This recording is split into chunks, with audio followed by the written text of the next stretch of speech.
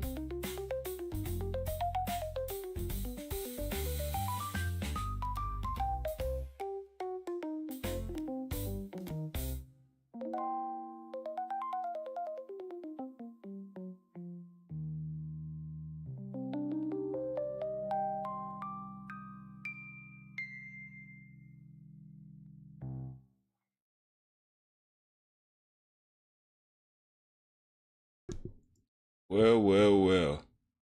Good evening, folks. Today is March 9th. Welcome to The Narrative, hosted by me, Fredo Fonzarelli. And me, Stepfire. And today we will be going over the Trump's tariffs on Canada and Mexico, and also the budget bill proposed by Congress, as well as the Columbia Columbia University. University being defunded. So thank you everybody for stopping in. Before we get started, I'd like to bring everybody some weather and news alerts.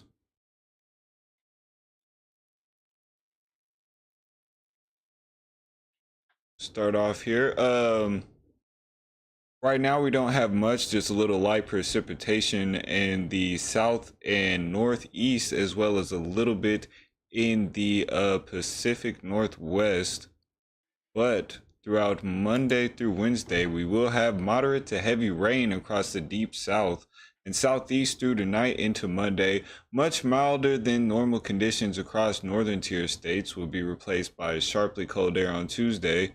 Dry across a large portion of the country, but unsettled weather expected for Pacific Northwest, Southern California, and northern New England.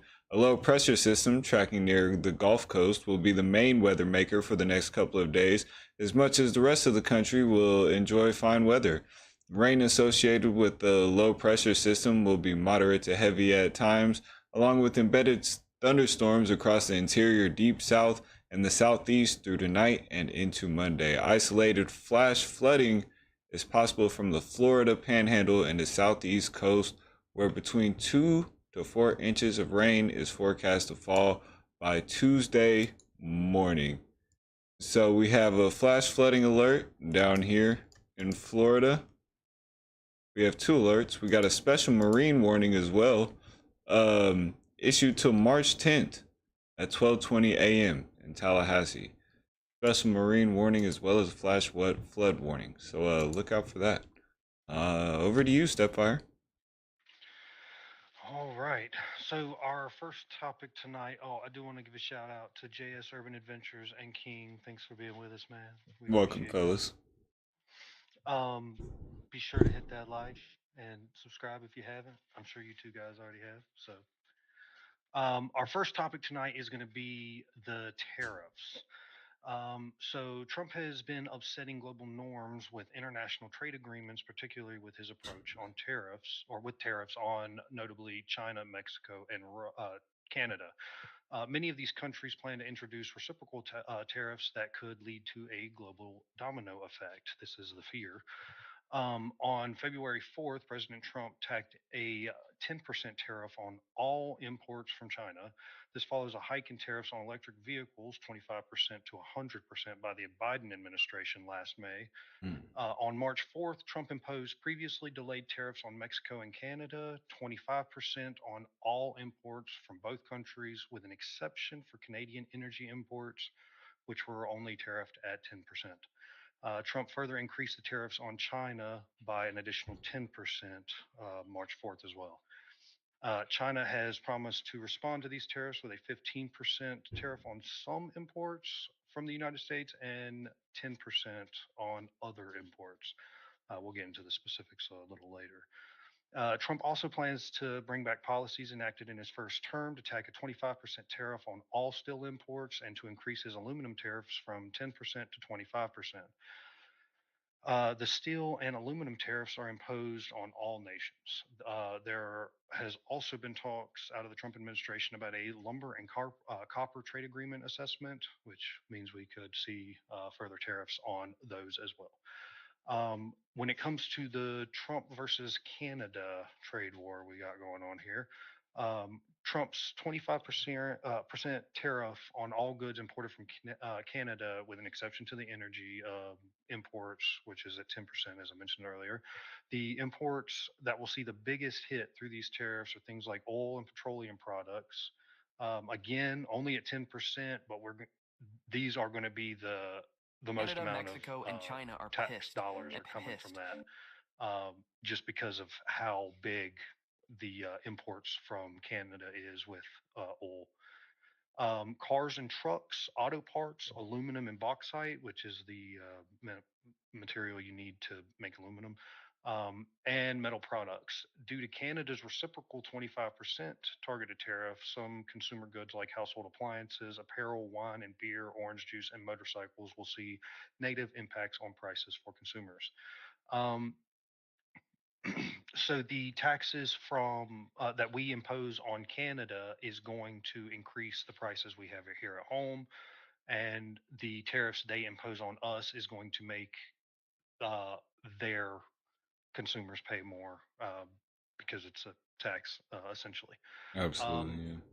when it comes to Trump versus Mexico, Trump has a 25% tariff on all goods imported from Mexico. The imports that will see the biggest hit through these tariffs are things like cars and trucks, auto parts, electronics, medical equipment, oil, and agricultural goods.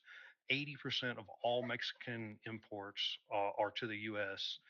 Um, Mexico has promised retaliatory tariffs, but details on that are not clear as of yet. They haven't made any, they haven't told any percentages or anything. They just said that there would be.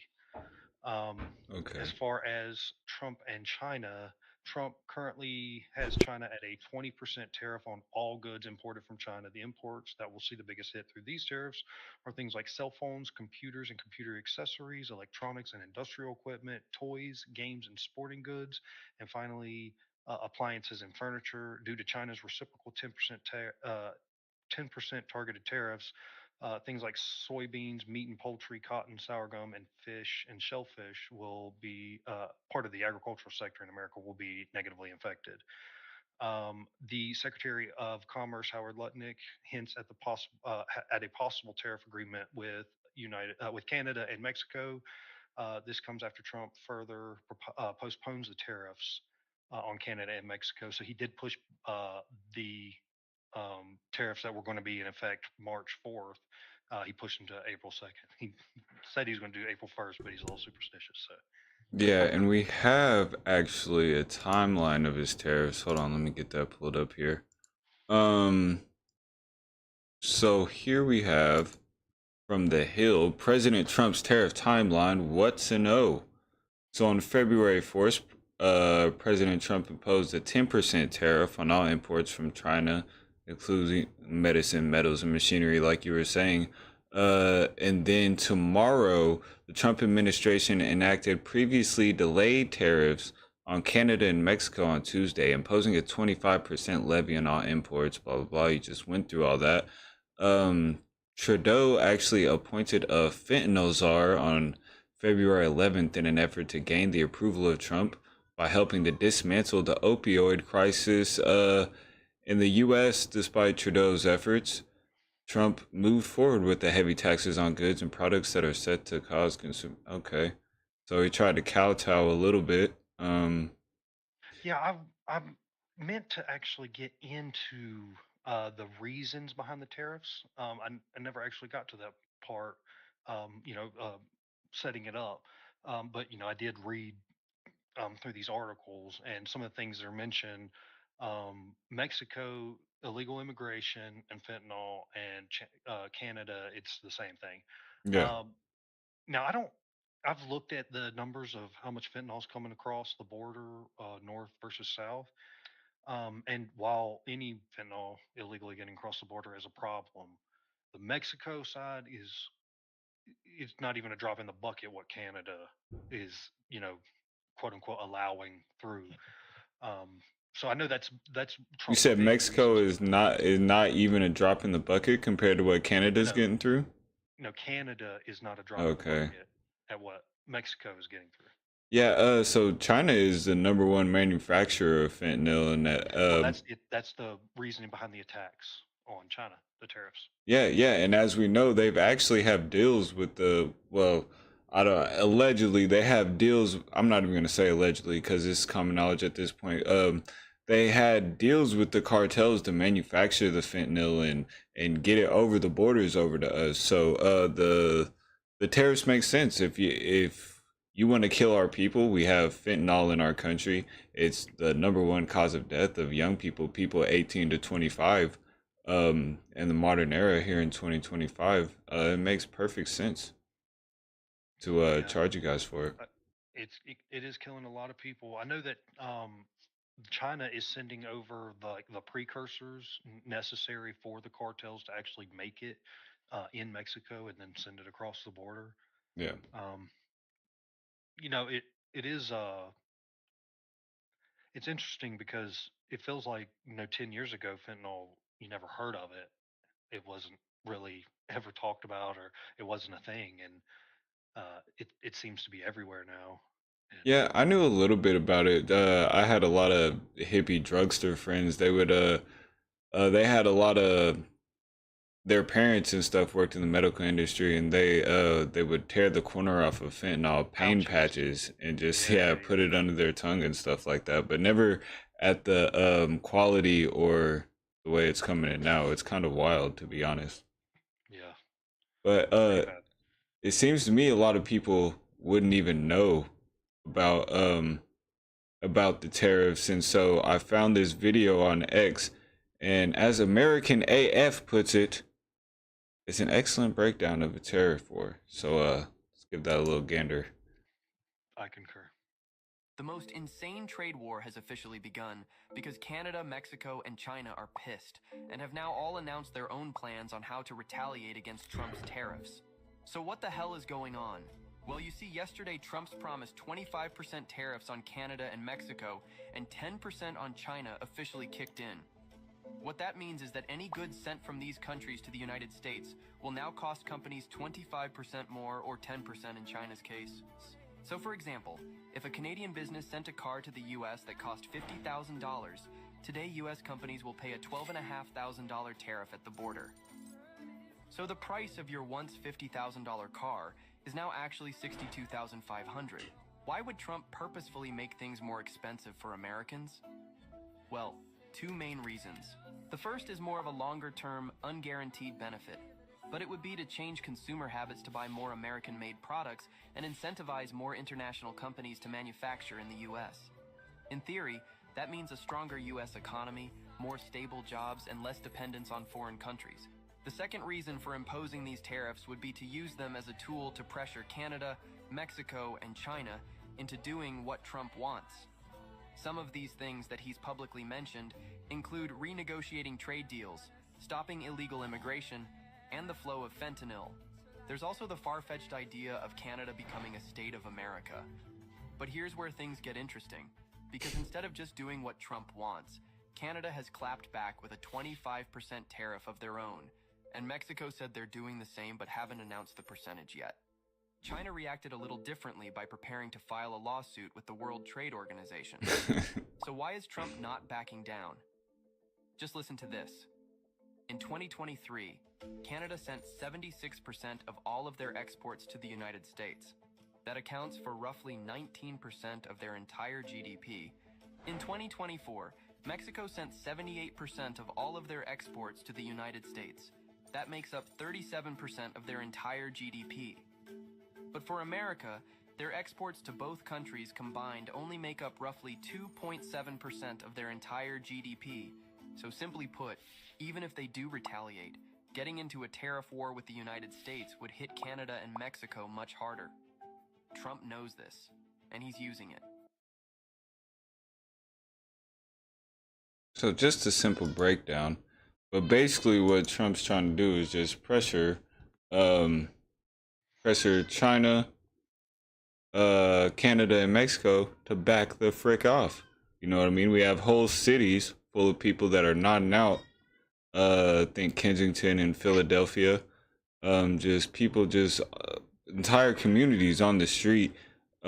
It's terrible. Honestly, it's terrible what fentanyl is doing to this country. It's ravaging our youth, and it's only right for Trump to start tariffing the rest of the countries.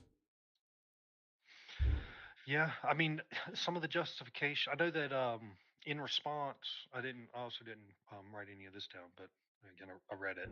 A response to because Canada has promised reciprocal tariffs, and from the tariffs newly opposed by Trump, um, and so Trump has responded by saying that, you better back off or he'll start doing true reciprocal tariffs, where I think it's dairy products are tariffed at something like 250%, Oh wow. um, imported to America. So he's like, if you want to play the game, we can play the game. And as that breakdown showed, while they are um, they import or export heavily to America. We don't export to them heavily.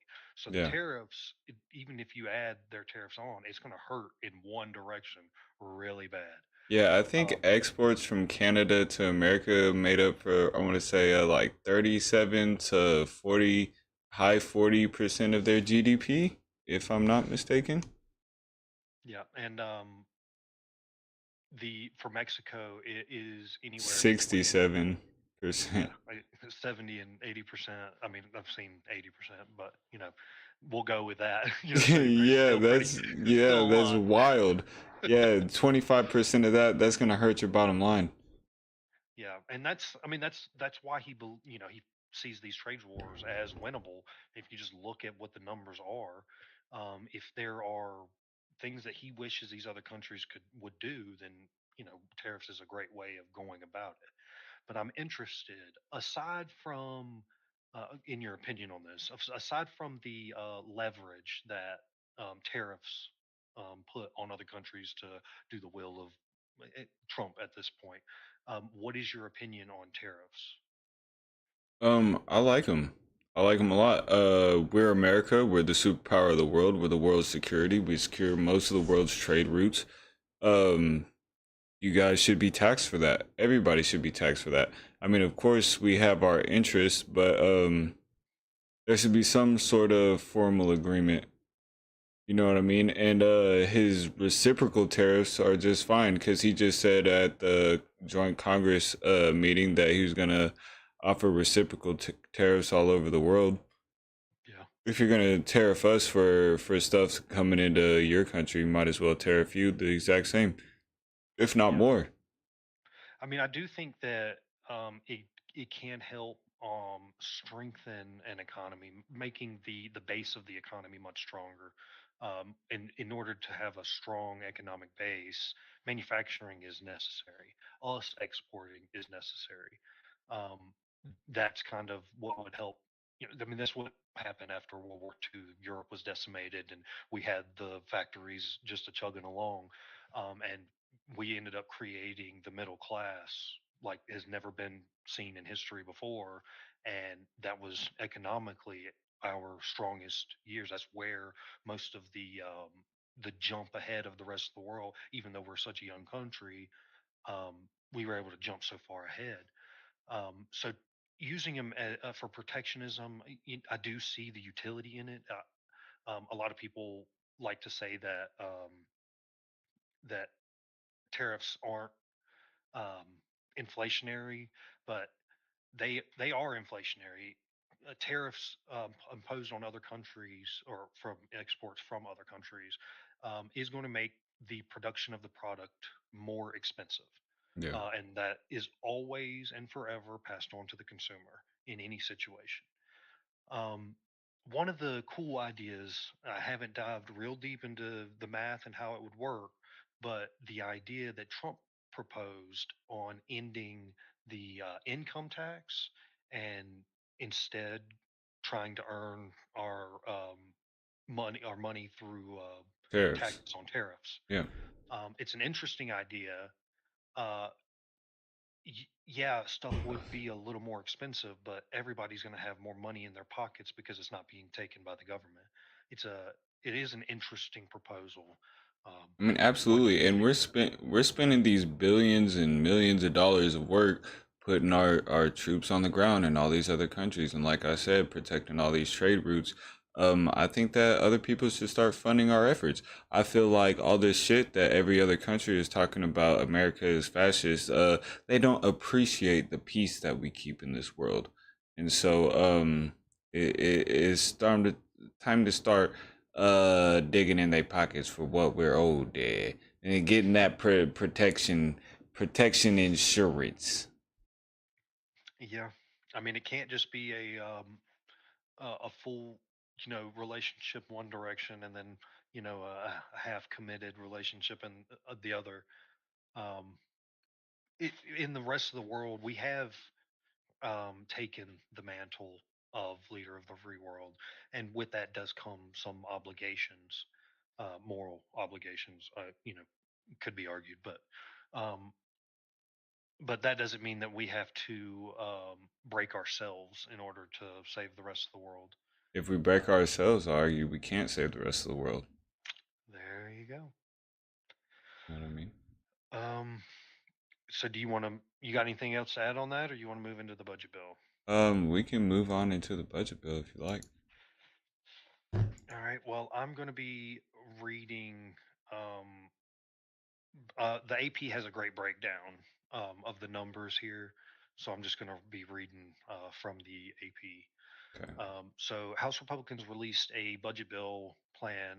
I mean, a budget plan Wednesday that sets the stage for advancing many of President Donald Trump's top domestic priorities, providing for up to $4.5 trillion in tax cuts and a $4 trillion increase in the debt limit so that the U.S. can continue financing its bills. The budget plan also directs a variety of House committees to cut spending by at least 1.5 trillion, while stating that the goal is to reduce spending by 2 trillion over 10 years. The Energy and Commerce Committee, which handles healthcare spending, is asked to cut $880 billion dollars over the decade, while the Education and Workforce Committee is tasked to reduce spending by 330 billion. The Agricultural Committee is asked to save 230 billion, while the Transportation and Infrastructure Committee is asked to find at least 10 billion in cuts through 2034.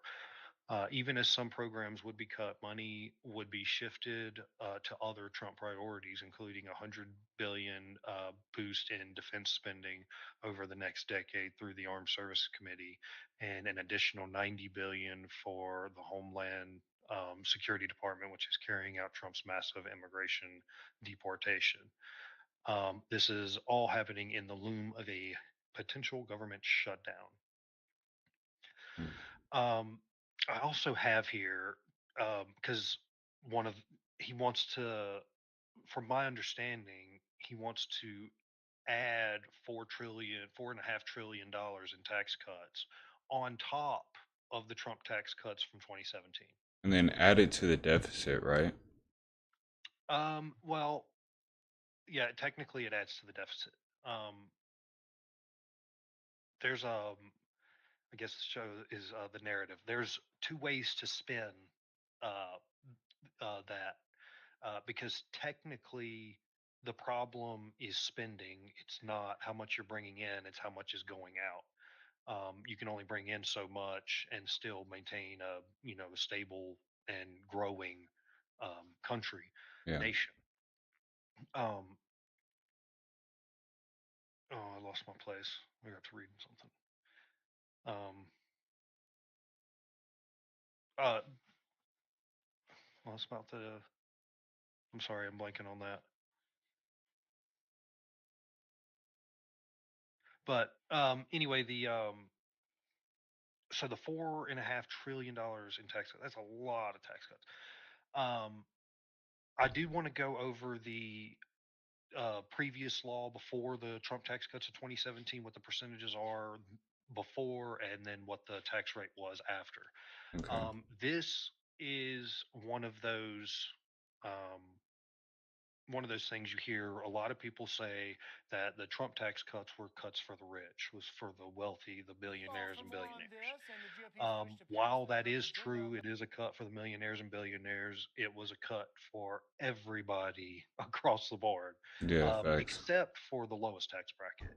So if you made this is previous before the tax cuts of 2017, if you made $10,000 or less, you were taxed at 10%. Um, but you would get all of that back, and then you would get your standard deductions, and so you would end up receiving more in taxes than you actually paid in. Um, that was a 10% rate that remained under the Trump tax cut. Excuse me, under the Trump tax cuts. If you make between, and these numbers are just rough because I don't want to lay out the specifics. But Yeah, I think I had a 40, graph oh about yeah, these. yeah. So at between 10,000 and about 40,000, you were taxed at 15 before the tax cuts. Now you're taxed at 12, so a 3% tax reduction. Um, it between 94,000 and 39,000, you were taxed at 25% previously. Oh, that's to Afterwards, like 157,000 or something like that, I think. that would be the next one. Oh, okay. Oh yeah. Oh no, that's the one on the Trump tax cuts. Yeah, Yeah, yeah, they yeah. did change where the brackets lie a little bit. There was a bit of shifting in the brackets. So, Yeah. um, but there, I mean, there's a pretty big gap there. But um, Yeah, for it this ends one, up getting like level 4 is like starts at like 200,000 I think or something like that. yeah, previously it started at 200,000, or it ended at 2,000. It was between 100,000 and 200,000. Under the Trump tax cut, it went to 82,000 to 160,000. Oh, So there wow. was a bit of reduction in how much was necessary to fall into that bracket. Um, so, I mean, I guess how you just did it would probably be a faster way of getting through that. So we're just gonna from the top. The first tax bracket, it was 10%. It remained 10%. The second was 15%. It dropped to 12%. The third was 25%. It dropped to 22%. The fifth was 28%. That dropped to 24%. The sixth was 33% to 32%. Seven was 35 to 30. It stayed at 35, but there was a pretty there's a pretty drastic change in the bracket numbers there. And then the final tax bracket, which is half a million and up, went from a 39.6 tax to a 37% tax. And with those tax cuts, the we've been I think this previous year we saw the highest number of taxes collected, so the highest tax revenue. So we're paying less in taxes, and the government is receiving more. I know the way that I've heard a lot of people explain it is, and it makes sense. You tax what you want less of. Yeah. So if you want, when you tax labor, when you have an income tax that taxes labor, the effect of that is you're going to get less labor. Mm-hmm. It's just people are not going to want to. There's just little thresholds. Each person has their own, but there is a threshold somewhere, and people meet them all the time.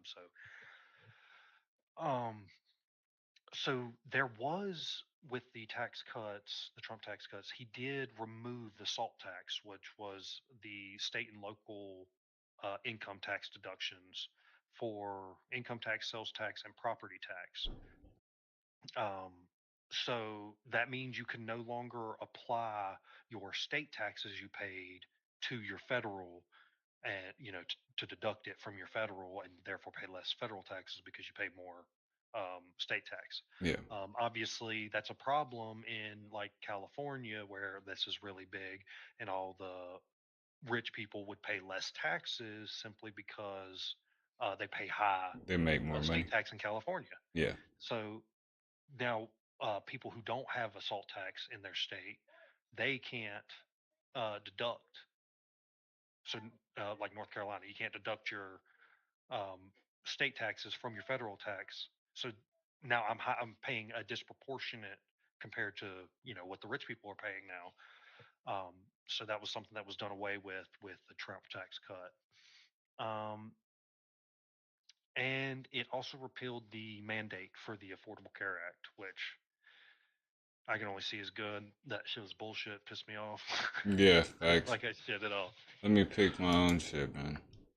Golly. Raise my People shit are by taxing three me because I times. don't have something. Yeah, it's ridiculous. And it's gonna make it even further to where I can't get it. Yeah, it makes it harder.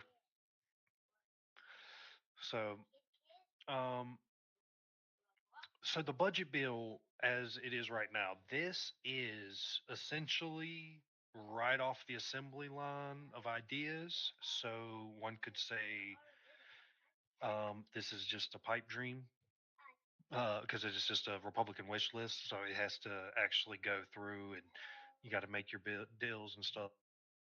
I mean, same with income and overtime tax being done away with, because all they did was ask Congress to get it done. All we can do is hope that they act on that. Yeah, I mean, we got majorities, as slim as it may be. We got majorities in both House and Senate, so it is very possible. But some Republicans are squishy. Yeah, we got a lot of So jellyfish. yeah, we'll have to just see how that kind of plays out. So we'll kind of keep y'all updated as we go through. We're kind of just laying the groundwork for the budget bill, and then we'll be able to add on to that. I know you was talking about updates on the Doge thing. Did you want to run that real quick? Um, yeah, I can actually. Let me get this pulled up here. So Doge was supposed to drop their initial findings officially on this past Monday. We had mentioned it last week's show that we were gonna be on the lookout for it. So Yes, so those actually dropped, and they found about 80 million of waste within the DoD.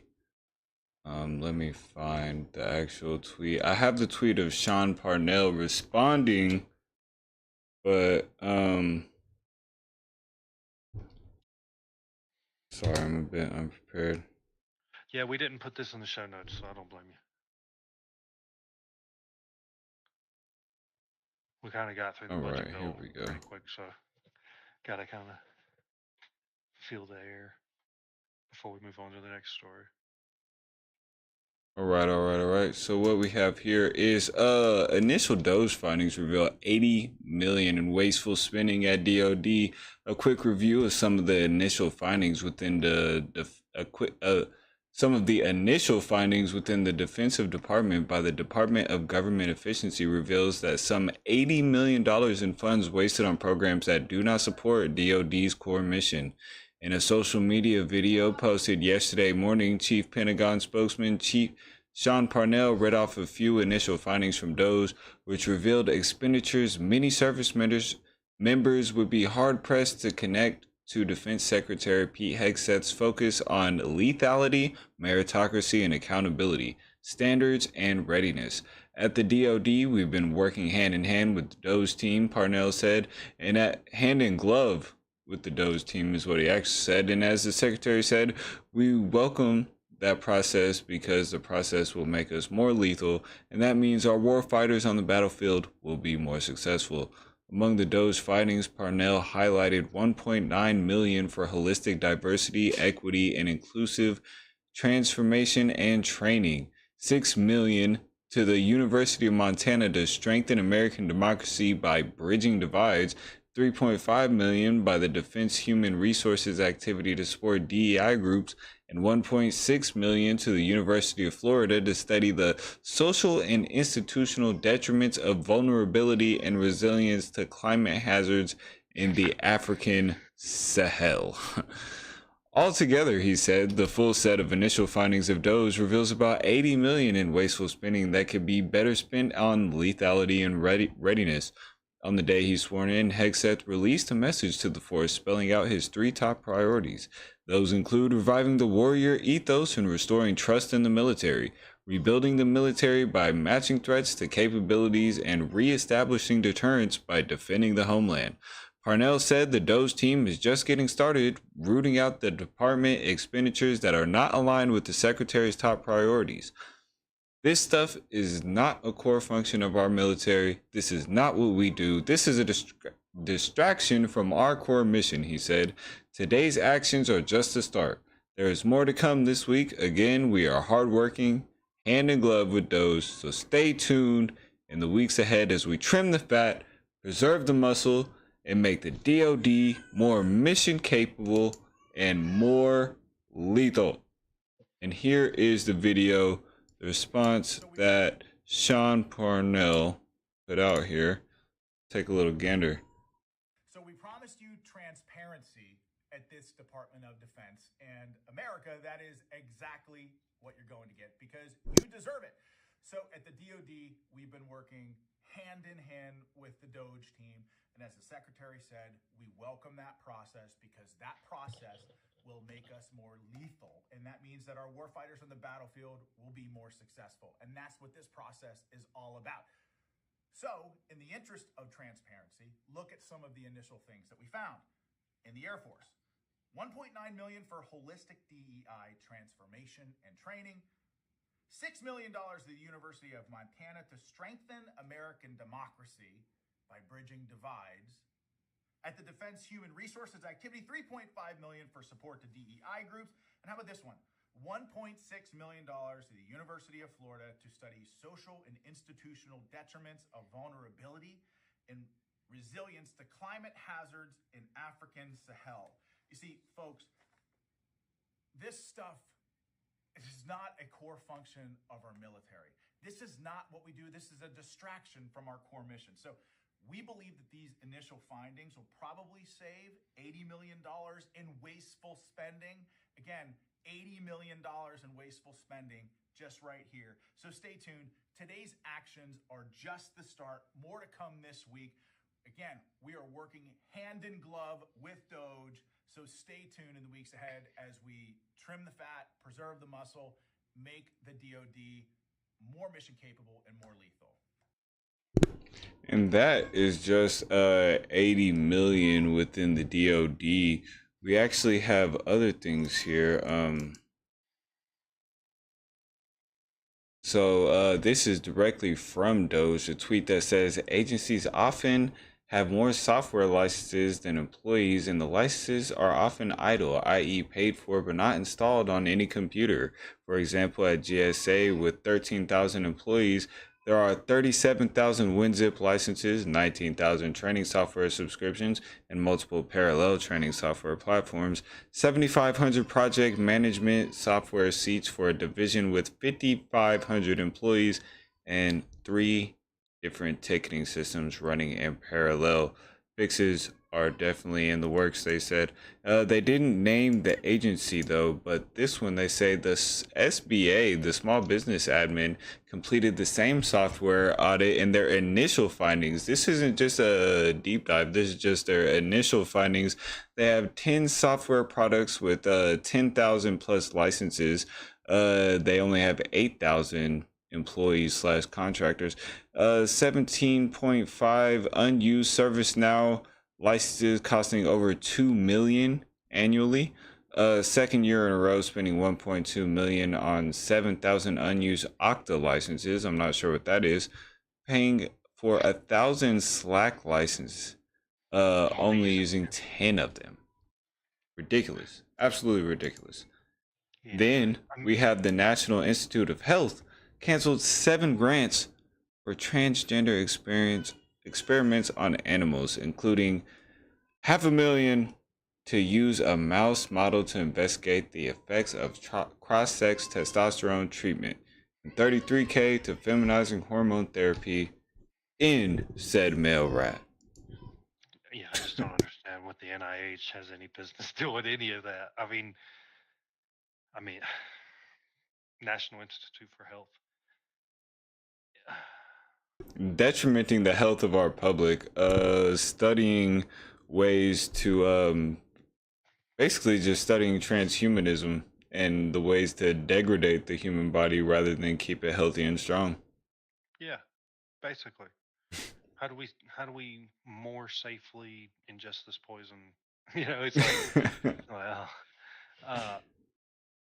yeah, it's daunting when you see how much is wasted in spending in the government.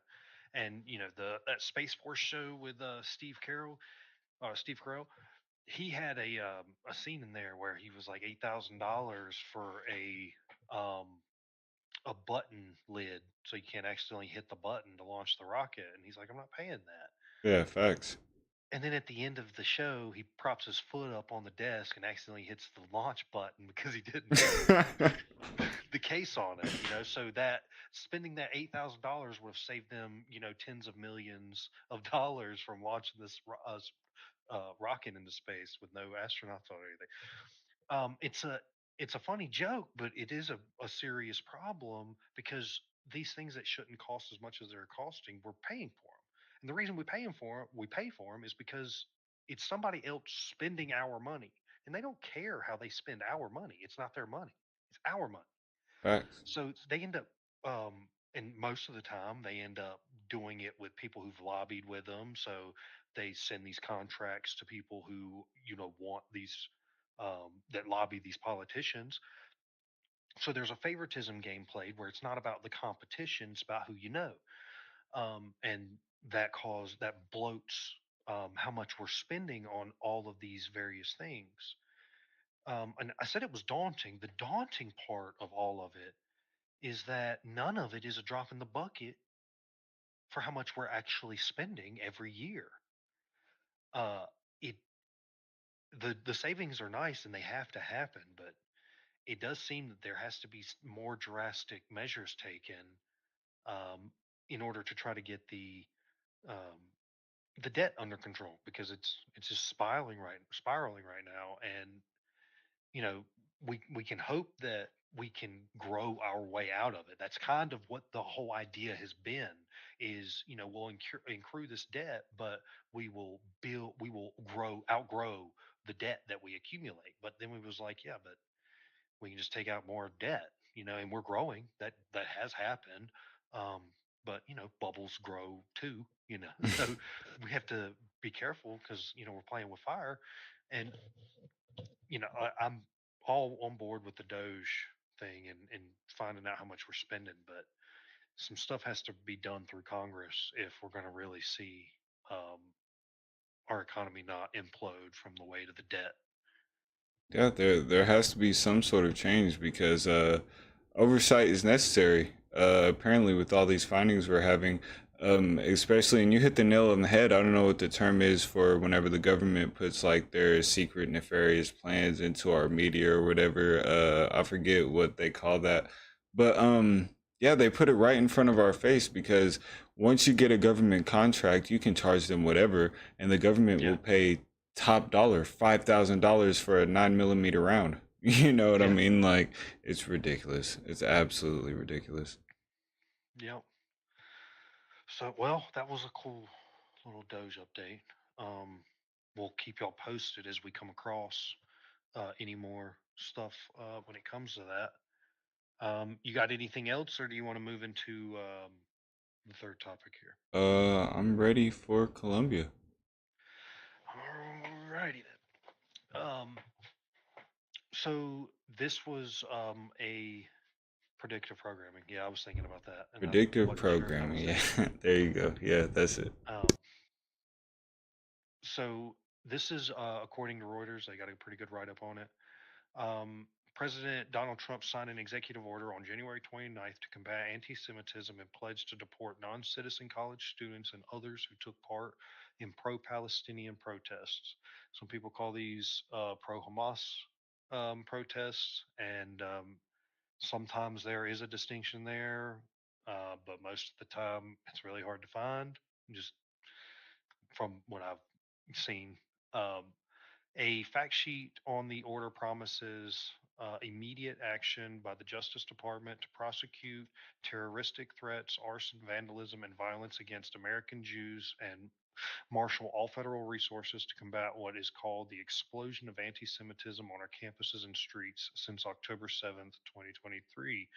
Um, that was the Hamas attack on Israel um, the war is over there has been fought centered around the past year and a half.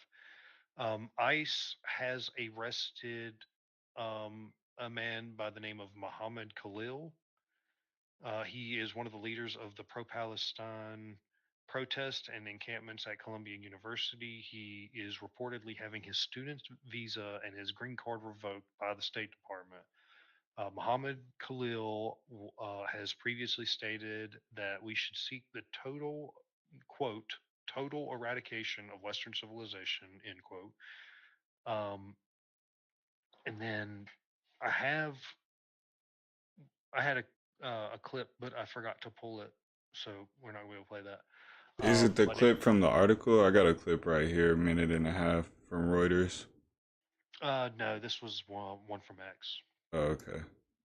Um, so this current um, um, bout of protests comes on the heels of the constant protesting and rioting happening on university campuses across the country since the October 7th um, attack, which resulted in the death of 1,700 civilians and the kidnapping of hundreds of more, some of who have yet to be released by Hamas. This is per justice.gov. The federal task force to combat anti Semitism announced that it will be visiting 10 university campuses that have experienced anti Semitic incidences since October 2023. Created pursuant to President Trump's executive order on additional measures to combat anti Semitism, the task force set as its first priority to eradicate anti Semitism harassment in schools and on college campuses. The 10 universities identified by the task force are Columbia, George Washington University, Harvard, John Hopkins, New York University, Northwestern University, the University of California, Los Angeles, the University of California, Berkeley, the University of Minnesota, and the University of Southern California. So um, it does seem like Trump is taking his one of the campaign promises to get these guys. That picture, that's that dude that they have arrested and are going to pull the green card and his Yo, student visa. which campaign promise is that? When he said he's going to crack down on anti-Semitism on college campuses. Yeah. I don't know. It kind of sounds like a fine line between between Freedom like of going speech. against free speech. Yeah, because I mean, how do you know? It's so hard to know which kids are actually speaking against Hamas and which kids are just like, Yeah, I made against that innocent distinction people earlier. getting killed. You know what I The mean? pro Palestine versus the pro Hamas. There's unfortunately for the pro-Palestinian protesters whose hearts are in the right place, who are um, protesting the deaths of innocents that are taking place. Um, there, there's not much light between the two groups. There's a lot of overlap. So there will be some um, protests that are squashed because the radicals take it too far. And this is very common. The radicals move in to a movement that is mostly peaceful, or is maybe they're annoying, but they're not being in it too disruptive to campus life and such. um, the radicals get in and then they provoke and they bring on a bad name for the core group that was originally out there protesting. Um, the I do understand the concern for free speech. So there, I guess there could be a question on whether they have a right to a trial because it is a student visa and he has a green card, so he's not a citizen of the United States and therefore not afforded the same rights that we are. But there should be. So wait a minute. I think in the I can't remember. So this quote: the Justice Department promised immediate action to prosecute, quote, terroristic threats, arson, vandalism, and violence against American Jews. None of these do fall under the freedom of speech, but how easy is it to say that it's basically the whole Trump provoked January 6th, or he incited January 6th. Yeah. Um, well, he didn't actually incite January 6th, but um, you people still went after it I mean, I for understand if you're that reason. calling for like crazy rhetoric, like we have to destroy this group of people or blah blah blah blah blah.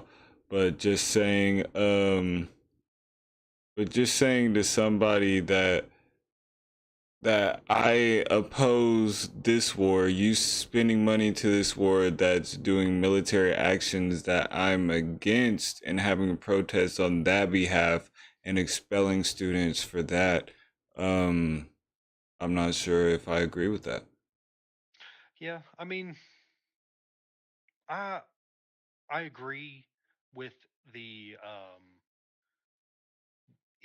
if all they are is speech. Yeah. Now, with this particular gentleman, the reason I brought him out, I brought him up, Yeah, I have no was idea who because this is. yeah, that's that Muhammad Khalil. That's the guy that has the State Department is looking on whether to revoke his student visa and green card. Um, he is one of the leaders of these protests that go in and are overtaking buildings or are being disruptive to campus life, um, having police having to be called out in order to make sure that stuff is not getting rowdy. He's one of the leaders behind this. Hmm. I know that the people that they're supposed to be targeting are more specifically people who are supporting Hamas through financial means or through spreading the propaganda. I mean, they actually found straight from Hamas Media Company, which is Hamas's PR Yeah. company. They found flyers of propaganda that were being passed out in the schools, which talks about from the river to the sea, Palestine will be free. Yeah, yeah, all that type Well, of stuff. yeah, and that particular from the river to the sea, Palestine will be free. The only way that happens is with the eradication of the Jews. Yeah, yeah, So, absolutely. you know, there is a fine line that has to be walked, but Yeah, that's what I'm saying. The line, that's all I'm saying is that there could, like, there is propaganda, but there is some shady dealings, and the line is just really fine. It's kind of a hair's breadth. This line yeah. is. But here's where I kind of gain a little comfort from all of this. This little dweeb is a guest in our country. We've allowed him to come here and he's stirring up problems. Hmm. On that basis alone, I'm all for getting him out of here. We don't need Absolutely. your problems. Um, now, if this starts happening to American citizens, that's where you got to start perking your ears a little bit because you do have to be careful uh, with the overreach because it is a very valid concern from most of the country. So yeah, it's interesting because the protests have been going on and on and on, and I again Non-stop. I do understand the heart of the pro-Palestinian who is worried about the deaths of innocents. I understand that completely. Um, the issue arises is it's not just cut and dry like let's just not kill innocents. That would be nice. That would be preferable if nobody died ever. Let's just do that. Yeah, Nobody die please. ever if we're going to aim for something. But you know the facts on the ground, the reality um, behind it is um, whether regardless of what you think about the Zionism and the Zionist project and all of this, Israel was attacked and a bunch of Hmm. innocent people died. I mean, I saw the footage. It was brutal. That was animalistic, savage behavior, and that is putting it lightly, Yeah, keeping it PG because it was pretty bad. it was disgusting Um, for sure. yeah. So you know, um, Israel is then left in a position on they either have to go in and weed out the bad guys that just killed a bunch of their people, or they just have to let it happen. Those are the two options. Mm. Well, the people, the family of the people, and the countrymen of the people that were just slain are going to stand for not doing something. Absolutely We not. have to outroot that evil, and that's kind of where it all comes from. Not to mention that Hamas uses their civilians as human shields, like literally, Firing in rockets order. from hospitals and schools and shit like Yeah, that. so you have to retaliate to the hospital or school to end the threat, and then now they've got a bunch of propaganda they can Yeah. spread around and all of that. So yeah, it's the whole thing is a fucking mess over there. If it's up to me, we wouldn't have shit to do over there. That's not our fucking concern. That's not our That's interests don't facts. lie over there.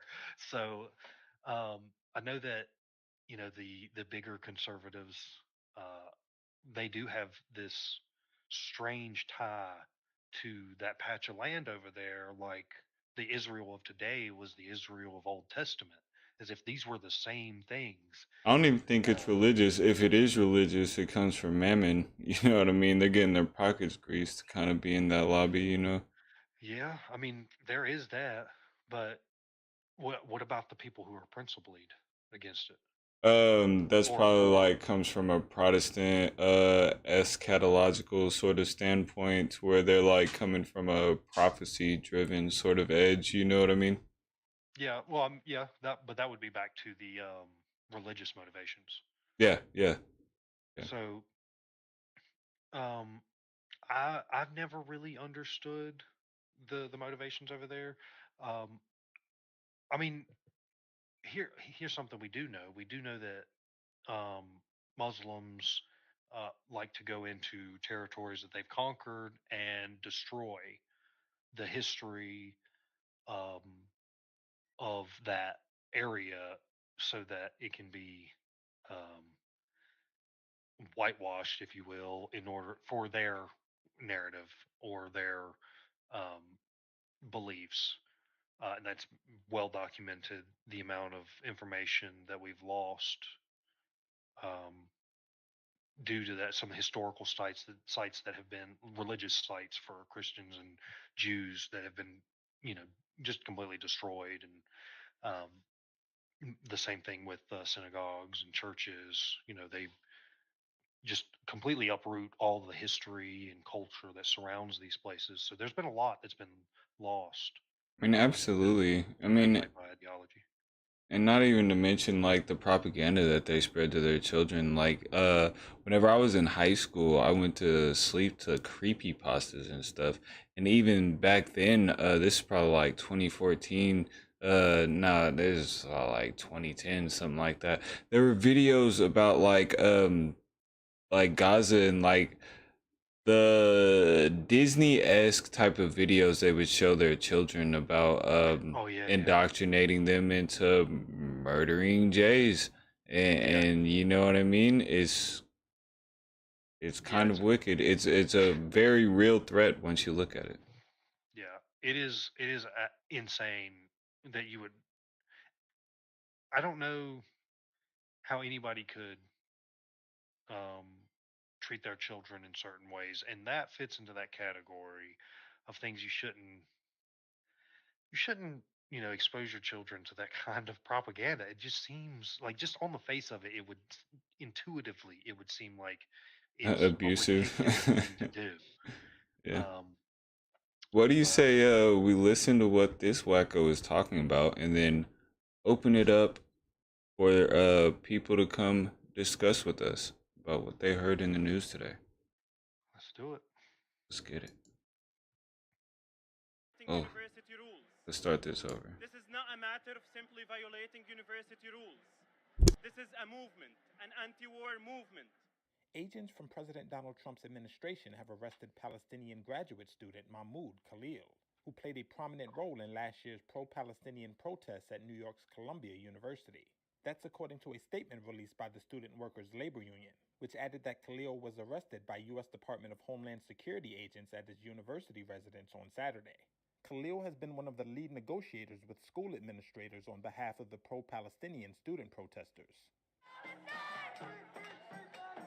His detention appears to be one of the first efforts by Trump to fulfill his promise to seek the deportation of some foreign students involved in the pro-Palestinian protest movement against Israel's war in Gaza that swept college campuses last spring.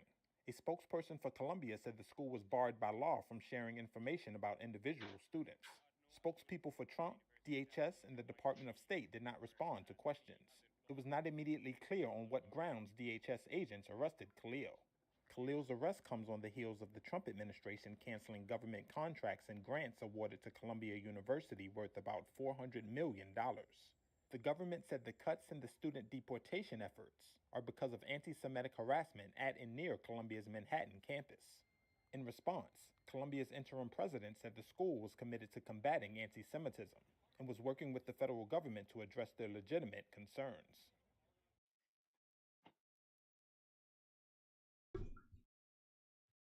All right. So let me get this link.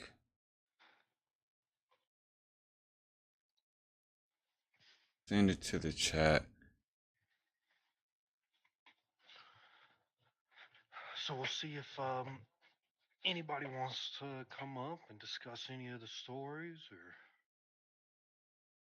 anything like that. And then we'll do a bit of philosophy where if anybody does come up, they're welcome to hang out through that, and we talk a little bit about the theories of truth. So, what's up, Shane? Eternal? Thought I've seen another person here.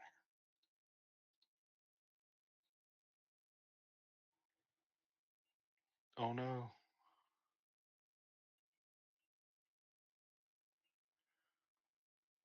The infinite stream.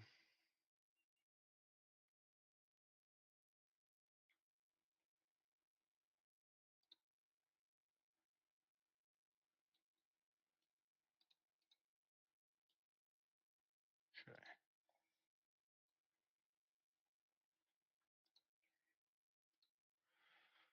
I need to wrench myself up. Yeah. See how difficult that is to do.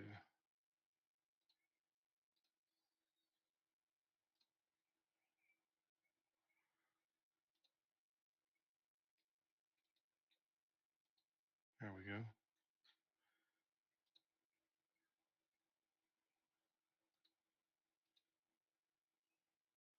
Now where do I have my wrench? Fredo is muted. Oh, are you talking, Fredo? Oh my goodness, my bad. Man. So I got the link pinned. I got the link down there. If you guys want to come talk philosophy with us, then come and talk philosophy with us.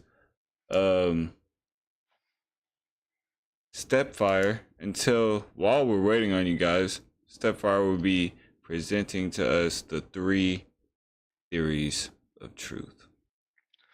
Yeah, these are the main theories that are bandied about.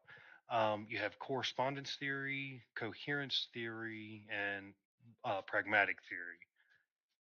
Correspondence theory of truth is the most intuitive and straightforward theory. Simply, if a given proposition is the actual state of affairs, then the proposition is true.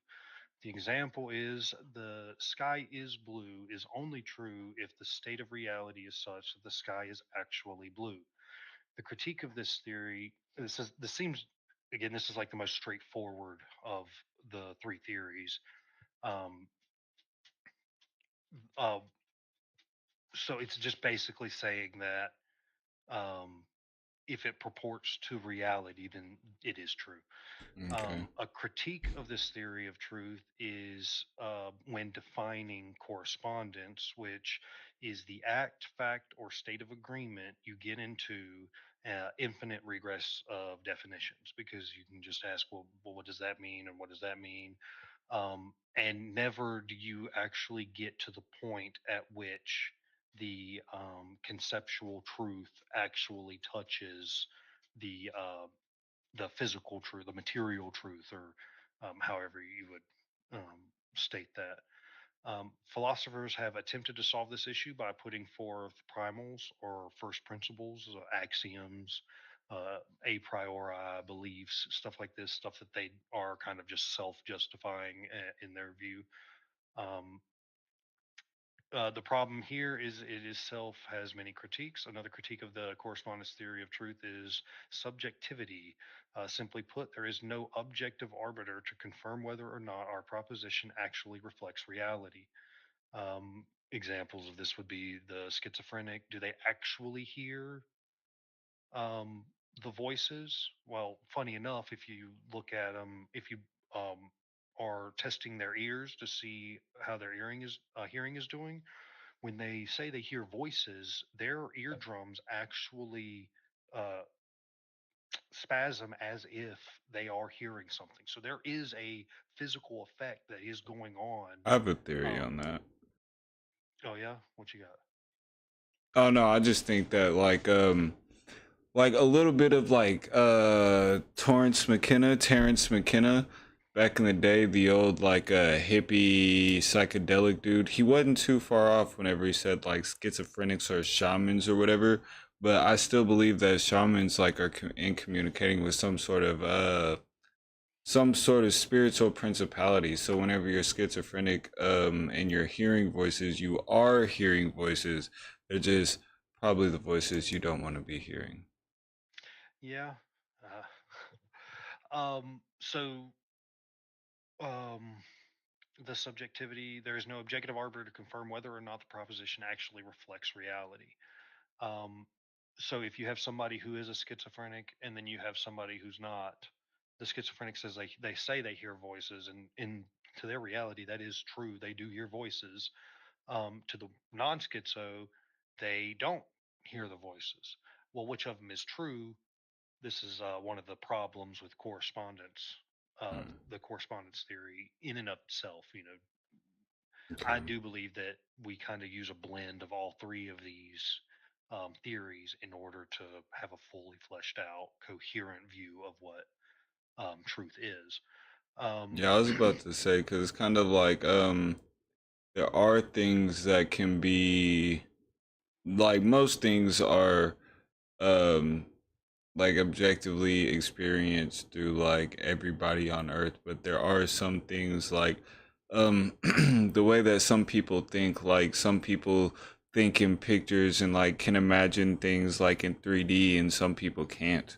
You know what I mean? oh yeah, yeah. Some people don't have internal dialogues. Yeah, and things like Yeah. that. Yeah, exactly.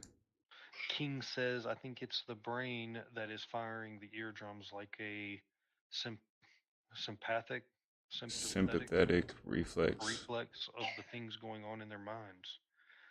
Um, yeah, I have no clue.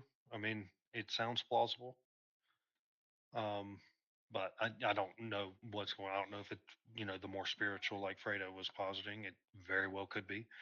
Um, so the problem of subjectivity, having no objective arbiter to confirm if it actually reflects reality. Philosophers have attempted to get around this by having more subjects confirm their own subjective experience and build consensus from that. The obvious problem here is in you're still not getting out of the subjectivity of the matter. At best, we can say it reflects my personal subjective experience of reality, but we still can't confirm a proposition objectively to be true or false. Mm.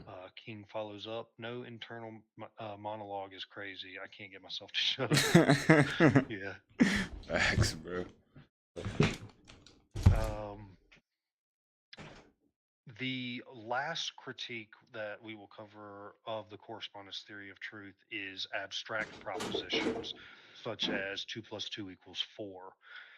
As there is no actual state of affair of the idea of two, what is it that it actually corresponds to? We can't actually have a correspondence Truth is good. between the abstract and the material, which also is a problem with the correspondence theory of truth by itself.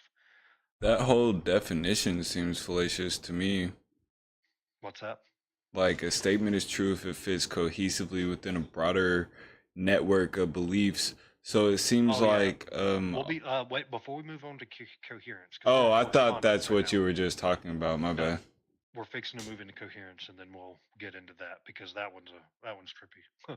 um, so uh, this objection has led most philosophers to reject the correspondence theory of truth as to not be robust enough of a theory. Um, this critique didn't sway Plato, as Plato believed that two or four or any other number was a universal abstract idea or just a universals. Platonism, that two actually does exist out there somewhere, and we as a universal, and we just use the particulars in Oh. conversation and such. So there's So an that actual two that exists in yeah, some sort of ontological ethereal has some form. sort of ontological status. Yeah, I Huh. don't know. We'll have to get into Platonism in and of itself in one of these, just to kind of go over that because it's super interesting, Like a but it's metaphysical insanely ontological crazy. status. Yeah, that's crazy. It is crazy. I do know they have like a Neoplatonism, and I believe that most Christians are basically Neoplatonists, if I understand it correctly. But again, we'll dive into that topic Yeah, I don't one know day. what that means at all. All right, so the coherence theory of truth. All right, we'll read off the definition you have there, and then we'll go over what I Oh, got. okay. Truth is the coherence or consistency within a set of beliefs or propositions. A statement is true if it fits cohesively within a broader network of beliefs.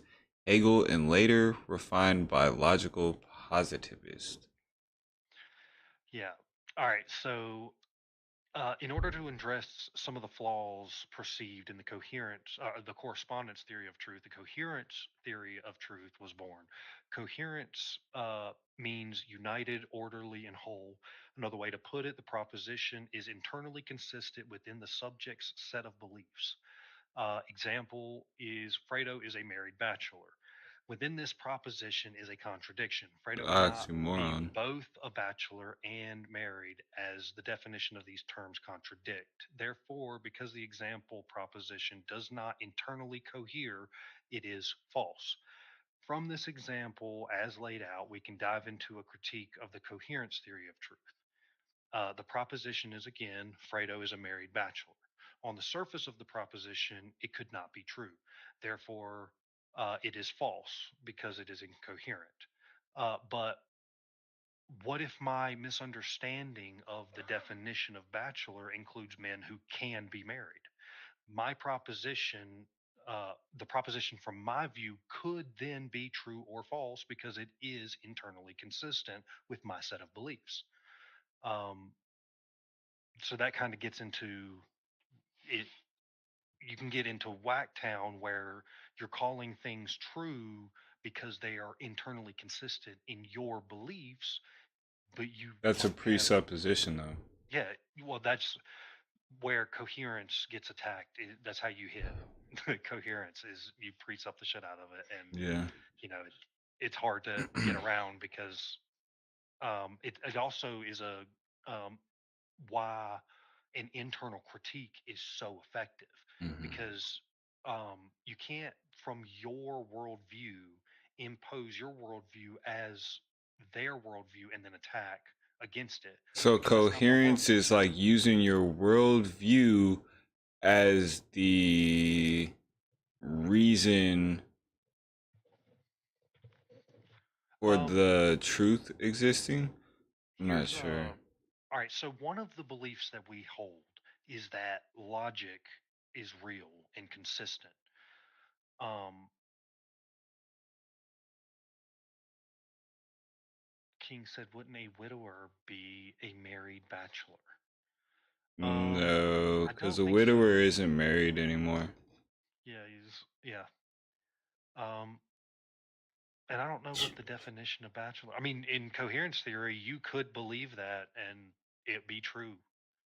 If your view allows for widowers to be both married and bachelors at the same time.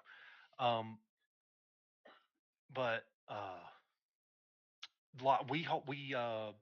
we just presuppose that logic is universal and consistent. Um, and so if something doesn't logically make sense, this is going back to the married bachelor. Logically, it doesn't make any sense. We dismiss it. We're looking at that proposition through the preconceived belief that logic is the way in which we should run that. Hmm. So it again, we use a bit of all of these theories we're going over in order to make one lump of worldviews, one ball of worldviews, because you can't use any one in order to get to all the different find solutions to all the issues you end up running into, like some of the ones we've laid out here. Um, did the logic one make sense to your question? Um, no, because I don't know. Coherence just doesn't seem logical. Um, it's just everybody presups. Uh, we just presuppose the truth, pretty much. um, well, I guess the question would be, if something is incoherent, could it be true? No. Well, that's Oh, that's what. coherence. Oh, so Yeah, basically it has to fit within your worldview, but that makes it subjective. So, yeah. Well, I mean, this is we've already went into one critique of it. I've got, I think, oh, two okay. more critiques that will Okay. actually weave in here. So I said, on the surface of the proposition, Fredo is a married bachelor. It could not be true. Therefore, it is false because it is incoherent. Mhm. But what if my misunderstanding of the definition of bachelor includes men who can be married? This is the critique. Mhm. The proposition, from my view, could be true or false because it is internally consistent within my own set of beliefs. The coherence theory of truth suggests that there are fundamental beliefs that we use as a lens to understand the world. What determines something to be true or false is whether or not the proposition coheres to our Mm. beliefs, as incorrect those beliefs might be. The assumptions that are understandably baked into one's worldview can determine whether or not something is true or false subjectively. Mm. It this is So it could be true to you. yeah, that's what I that's the if I define bachelor as someone who can be married, then a married bachelor isn't a contradiction. Mm. Okay. But you also get into an infinite regress of what do you mean by that? What do you mean by that? What do you mean by Yeah, yeah, that? yeah. Which is why they kind of try to posit the first principles thing. Um, so the issue is further complicated because certain sets of belief are incompatible with other sets of beliefs, but are held simultaneously. This is actually commonly understood by a lot of the philosophers, the notable philosophers. Some philosophers try to suggest that holding incompatible views that are internally coherent, so each view on its own is coherent, but when you try to bring these two beliefs together, you end up running into contradictions and all Mhm. sorts of incoherencies between the two. They find it to be, as long as they are internally coherent, justifiable because a set of assumptions are necessary to function within the world. So basically, they're saying you have to assume shit, and you're not going to be able to go through the coherency theory of truth to determine whether everything that you were saying is true. Um, so the coherency theory of truth is great at tackling the conceptual, the abstract. Um,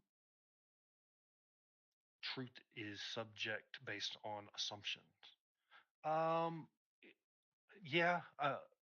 Wait. Given the Subjective based on truth. coherence theory, if I understand it correctly, like yeah, like a statement could be true based off your knowledge. So like Stepfire was saying, if it's from your worldview that a bachelor could be married, then the statement that Fredo is a married bachelor could be coherent, therefore could be true to you. But in your culture, if a bachelor could not be married, then no, that could not be a coherent, therefore an untrue statement. If that Yeah, makes any sense. based on coherency theory of truth. Yeah, that's basically it. Because even even though I am objectively wrong in the definition of bachelor that does include being married, even though I'm wrong about that, it's still my belief that that is the case. Mm-hmm. And therefore, that is what makes it internally coherent. Um, yeah, this one, like I said, the coherence helps deal with some of the more abstract concepts like two.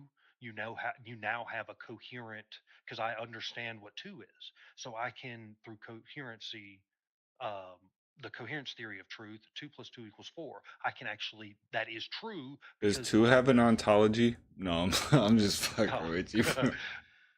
um, it does cohere, so it does help with the abstract. The This has the opposite problem that the correspondence theory of truth has. The correspondence theory of truth is more about the physical world and reality as it is, whereas coherence is more about the belief structure that the truth proposition is um, held within. Um, this one is a King says, I see this one is a trip to wrap your head around. Funny how it's about coherence.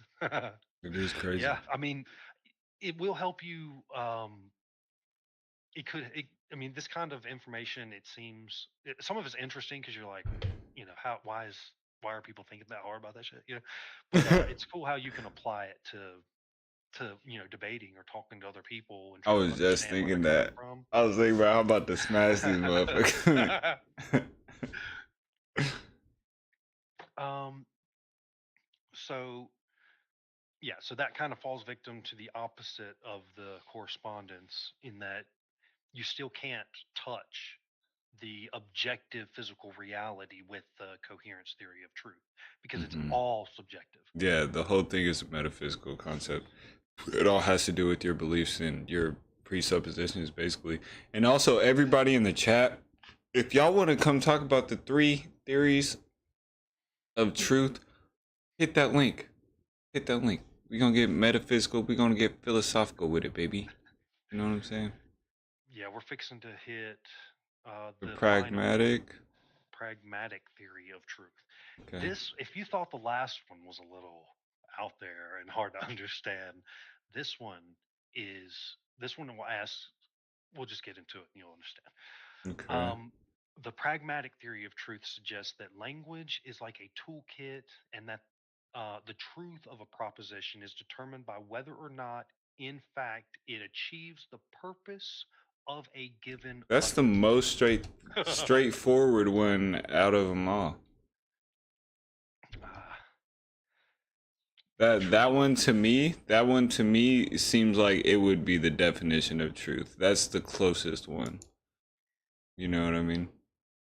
you think it is more clear than the first one? Absolutely. It, Absolutely. it If it walks like a duck and talks like a duck, you know what I mean? If does. it fulfills the function, then that must be the truth, right? I mean, that's the argument. That would be the closest to my understanding of truth, at least. But go ahead, my bad. For the context, I'm going to read the summation of the correspondence theory and then the summation of the pragmatic theory. Okay. So if given, this is for the correspondence, if a given proposition is the actual state of affairs, then the proposition is true. That is, so if it matches the reality as we see it, then that is what is true.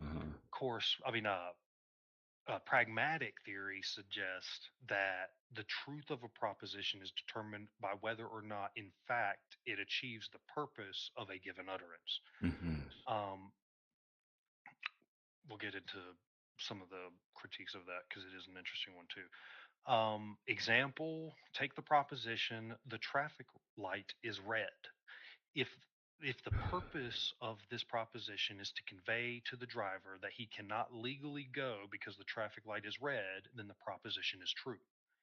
Here again, we can use the same example to give a common critique of the theory of truth.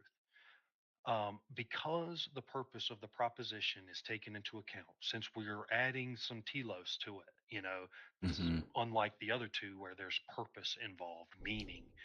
Um, because the purpose of the proposition is taken into account, what would be the difference between the truth and a successful lie if both are pragmatically true? Both are pragmatically true. Like successful lie. How would a successful lie be pragmatically true? The light is, well, based on definition, Give me an because example. Yeah. the example will go back to the traffic light is red. Uh huh. If the traffic light is actually green, but the purpose of me telling him it is red is because I don't want him to move, then the proposition is true. It's a successful lie. Nah, that would only work if if it was coherently true for him, because in his culture to green would be to stop or whatever. You Right. know what I mean? This is why I think you're going to end up leaning more towards the correspondence theory of truth, because this is an obvious issue with the pragmatic theory of truth. Because it takes purpose into account. What is the purpose of the statement you are making? If the purpose is to lie, then it is true. Well, I that don't seems I don't think that incoherent. that even is a coherent statement. Like it Yeah, doesn't even match. I don't think. but it does. That's the problem with the theory itself, is that it doesn't have to be coherent. It just has to be pragmatic. Does it meet the end you desire? If it does, it is true. Hmm. So is it a tool? Like I'm not understanding. See, my understanding of the pragmatic theory is I say something and whatever I'm describing has to pragmatically fulfill Oh, okay. whatever I'm saying, right? The issue here is the definition of the terms. So when we say pragmatic, we mean something that works, seems to Mm-hmm. work, Yeah, that yeah, yeah, fulfills yeah. the goal that we're No, trying to get that's what at. I mean too. Yeah, yeah, yeah. Yeah, So if I say yeah, that's what you just defined. it's kind of nice, spaceman. Thank you for hopping in, brother. Um, so if I say this candy is blue, then it has to be mixed with red and, or if I say this candy is purple, it has to be mixed with red and blue, and the light has to bounce off of it to reflect purple, right? Like like it has to functionally be purple. Yeah, it has to correspond with reality. Is that not what pragmatic? No, no. Well, no. Pragmatic in this sense, this was what I was getting at. The definition of pragmatic you used earlier is the definition of pragmatic. Correspondence theory. But that's the colloquial use of pragmatic. The Oh. theory, the philosophical use of pragmatic is that it meets its end. Like the purpose of whatever it was that the purpose of the proposition meets its end, therefore it's true. So it was pragmatic in your goals. Hmm. Okay, I see. So, like King is saying down here, he says, this is the pragmatic theory, Fredo, not coherent. Laugh out loud. Like, I'm telling my wife she looks good in a dress just to get her to go. So if I'm telling my wife she looks good in the dress, but she doesn't look good in the dress, but I'm just like, hurry the fuck up, let's get out of It here. gets her to go, though, doesn't it? Your objective is to get her to go. But that's not any form of truth, Well, though. it's pragmatic theory of truth. It's true to her, though, isn't it? Huh? I guess, yeah. Yeah. So, like I said, this one, when I was reading through it, I was like, "What the fuck, dude?" There's so many. I mean, just started and read it because this is how it starts, right? The pragmatic theory of truth suggests language is like a toolkit. But So that's just like, I don't know. It just can't be true. Like, I mean, it can be true, but it's just like, since it can be not true, it's not any form of truth, right? You know? Well, it is the pragmatic theory of truth. I mean, but it's no form. I mean, I get that, but the pragmatic I understand theory of truth is no form of truth. You're rejecting the pragmatic theory of truth. I get. I guess I'm so. with you. It needs to be some mixture between coherent and correspondent. These things have to be they have to be internally consistent and they have to match reality as we see it. I think we need a new theory of truth. I think we need a new pragmatic theory of truth from my definition, to where the whatever is in reality has to correspond to the statement, but also has to like pragmatically like act that out, like ontologically, like within itself, right? So if I say this is a rock, it has to be a bunch of fucking layers of sediment compressed together to be a fucking rock. You know what I mean? Like, I don't know. Yeah. I think we need a new theory of truth. They already have that theory. It's called the pragmatic. I mean the The correspondence. correspondent theory. That's what That's correspondence theory. I thought I had a whole. Hello, hello, hello. Am I here? Do you hear me? Do you hear me, chat? Do you hear me? Sorry, had a few technical difficulties. Waiting on Stepfire to get added back in here. You hear me? Yeah. Can you hear me? Hell yeah. All right. Yeah. You gotta turn your camera on. Yeah, I decided to go smoke since. Oh, you lucky motherfucker. Bro, I need a ding dang cigarette so bad. Are we coming back? Yeah, we're back. I believe we're back. Hopefully. Let me know if we're back, chat. Let me know if we're back, chat. I'm watching the stream. It's still buffering for me. It's good for me at the moment, but if there it is. It's good. It's good for you. Yeah, I see it up now. Okay. JS said something earlier. Hold on. Let's see if it's good for them. Chat. Yeah, King and JS were talking. Let me know. Perfect for King. Perfect. JS earlier he said, what did he say? Silvar Ogre thought it was your phone. No, it was us. Sorry, Silvar Ogre. Sorry about that. He said something along the lines of basically a lie. Oh, here we go. Basically, pragmatic theory means lies are true if made for a practical reason. LOL. And that's basically what I'm getting from that. Yeah, King said this is ends justify the means theory of truth, which is a clever way of putting it. That's what it sounds like, right? Yeah. I mean, that's why when you had first said it, I was like, yeah, you're going to change your mind real quick when I get into this shit, because it seems outlandish, and I'm not even done going through it. Or what I had written down about it. If the purpose at the end of inquiry, basically, fucking, it's not a war crime if you win the war. Yeah. Pretty much. So I'm gonna start back with the example that was given. So take the proposition the traffic light is red. If the Mm-hmm. purpose of this proposition is to convey to the driver that he cannot legally go because the traffic light is red, then the proposition is true. Here again, we will use this same example to give a common critique of the theory of truth, of this theory of truth. Because the purpose of the proposition is taken into account, what would be the difference between the truth and a successful lie if both are pragmatically true? Does a lie repeated enough become the truth? That was one of the questions asked as a critique. So, a lie that is repeated enough under this theory would become the truth.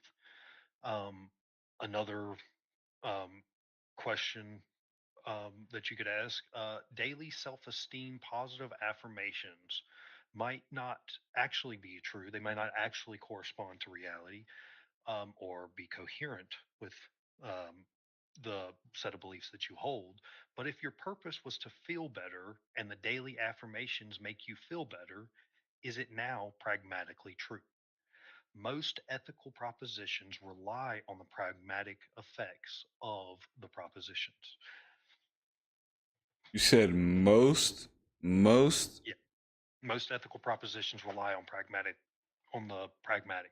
So, um, If I could demonstrate that, I could destroy so many fucking arguments on verbal combat, bro.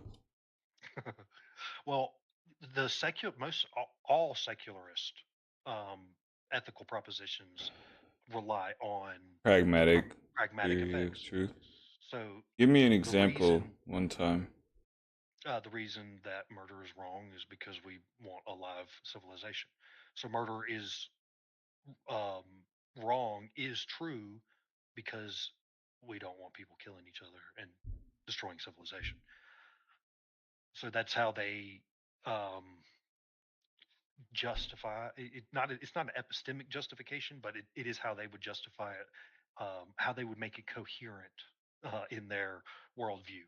Mm. Because um, if we go back to coherence, the secularist is a great example to use, I guess, because the secularist will claim that there is a morality. Some will claim that there's like an objective morality, that things are objectively good or bad. But that worldview is incompatible. That set of beliefs is incompatible with their with the theory of um, morality to begin with. So the theory of secularism and the theory of morality, these two do not uh, cannot be coherently conjoined. Um, Absolutely not. Yeah, they're diametrically opposed. yeah, they're when you try to, you start producing contradictions between the two set of beliefs. Um, so yeah, the pragmatic one, that one threw me for a loop because it did make sense. It did help to make sense about the stuff, um, about the pragmatic truth when the guy started talking about ethical propositions. Kind of rely most ethical propositions rely on Basically, it's those. the douchebag truth. As long as it's as long as it fucking gets me what I want, it's true. God damn it. Yeah. So what are you looking at? That looks like some What reading is on. this? This is from Stanford.edu. Go ahead. It's basically the Encyclopedia of Philosophy, and it's their little article on the pragmatic theory of truth. First published in Thursday, March 21st in 2019.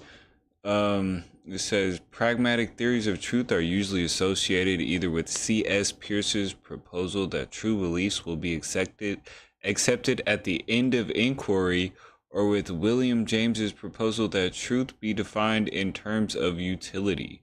More broadly, however, pragmatic theories of truth focus on the connection between truth and epistemic practices, notably practices of inquiry and assertion. Depending on particular pragmatic theory, true statements might be those that are useful to believe, that are the result of inquiry that have withstood ongoing examinations that meet a standard of unwarranted assertability or that represent norms of assertoric discourse. Like the other theories of truth, e.g., coherence and deflationary theories, we haven't gone through deflationary.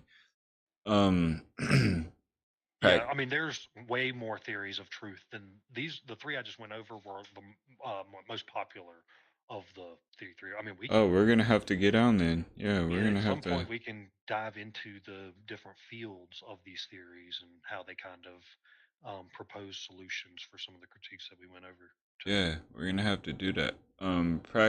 Pragmatic theories of truth are often put forward as an alternative to correspondence theories of truth. Unlike correspondence theories, which tend to see the truth as a static relation between a truth bearer and truth maker, um, pragmatic theories of truth tend to view the truth as a function of the practices people engage in and the commitments people make when they solve problems, make assertions, or conduct scientific inquiry. More broadly, pragmatic theories tend to emphasize the significant role the concept of truth plays across a range of disciplines and discourses, not just scientific and fact stating discourse, but also ethical, legal, and political discourse as well. Pragmatic theories of truth have the effect of shifting attention away from what makes a statement true and toward what people mean or do in describing a statement as true. And I kind of feel that, bro, because I feel that because it's like whenever you say something and you misspeak and somebody wants to harp on the the phonic, like they want to harp on what you said, and but they know what you meant. Yeah, well, You it's know what I I mean? got backfire for um, as a nickname the other night on VK because I had said 99% of people ain't online. Well, that was pragmatically true for what I was trying to get across. It Yeah, wasn't yeah. literally true, and I did actually go look in the numbers, and it's something like I think we're up to the 40s now, where over half of 40-year-olds are like perpetually online, like daily social media Oh users. wow. Some of the stuff that was in there, though, some of it was like WhatsApp, and I don't consider WhatsApp the same thing as Facebook, I don't or either. Twitter. So there are some stuff they consider social media that I see as a Probably separate isn't that category. social, yeah. So you know how the numbers break down, but there more than there's a lot of people that are online, and it is more than I had thought before. But I still would argue that most people aren't perpetually online. Um, I I listen to political podcasts every day. When I'm at work, 8, 12 hours, I'm listening to politics or philosophy, or I'm going through a book, something to this effect. Yeah, Um, same. so I know that I am more informed than most people on these political topics. Same thing for you, because I see the stuff that you post. I see how you interact in VK, how you bring up topical um, topics. Um, so I know that you're more plugged into what's going on politically than most people are, because you talk to people sometimes, and it's just like, what the fuck are you talking about? You don't know anything. Legitimately lost in the sauce, bro. It's Yeah, so wild. Like I used to be one of these people just fucking swimming through tar basically, bro. Like I couldn't see 2 feet in front of me. I couldn't see my hand. It was 1 foot in front of my face type shit. And it was probably about 2012 like I really started like it was really politics that made me kind of get a deeper dive into like my beliefs and my worldview and actually like just like epistemically what the fuck is going on around me. You know what I mean? yeah. I mean, it was the same thing with me. I mean, I got interested when Trump started running in 2015. I was like, what the fuck is this goofball doing? This guy from reality TV is going to run our country. And it wasn't so much an indictment on Trump. It was just like, where are we at as a country where this is even necessary or even being contemplated? Um, Absolutely. so that got me into the politics side of things. And uh, then you just dabble in it a little bit, and then you think you like fucking know something, so you go and try to fucking put out your opinions and shit, and you immediately get pushback, and like, oh man, I didn't even consider that. You make yourself look like an ass trying to get up there and act Yeah. like you know some shit you don't know. But then the questions people ask, you're like, well, fuck, I'm gonna find an answer, and that led down the philosophy road where I'm trying to understand justifications and epistemology and ontology, and trying to wrap all this stuff up, trying to make sense of it, because the shit on the surface it doesn't look all that confusing. Everything seems pretty straightforward. But Yeah. as soon as you peek behind that curtain a little bit, man, you're like, what? Where do I even fucking start to dissect Bro, some of the shit that's going on? that's fucking ignorance is bliss in a nutshell. The whole Yeah. idiom ignorance is bliss is about that statement you just made. Regardless of like where you live, like once you just peek past that curtain, just past that curtain, you see that old man sitting in that seat operating them levers and switches to be the Wizard of Oz. It's just, oh my goodness. It's kind of devastating and depression inducing. I'm not even gonna lie. Cause Yeah. I want to just be doing drugs, doing my Eastern religion bullshit, peace and love, blah blah blah blah blah. But now that I know better, I gotta do better. You know what I'm saying? Hello, Shazzy. It's good to see you. Oh, Shazzy Mama, how's it going, lady? Welcome, man. Welcome, man. Well, that is all I had on the theories of truth. Is there anything you wanted to, any other questions you kind of wanted to explore with that, or? No, I'm actually gonna read on that, and we can get into some more theories of truth, or you know what I mean, some other philosophical questions next. I don't think anybody wanted to join the discussion, which is kind of saddening, but I'd like to thank everybody for being in the audience and watching us give you the news and conversating with y'all about philosophy. If y'all could hit that like button, hit that share, hit that subscribe, hit that notification bell.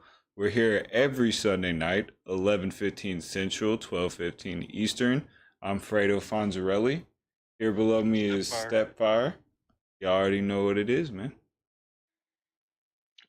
God bless you all. Have a good week. Godspeed, y'all.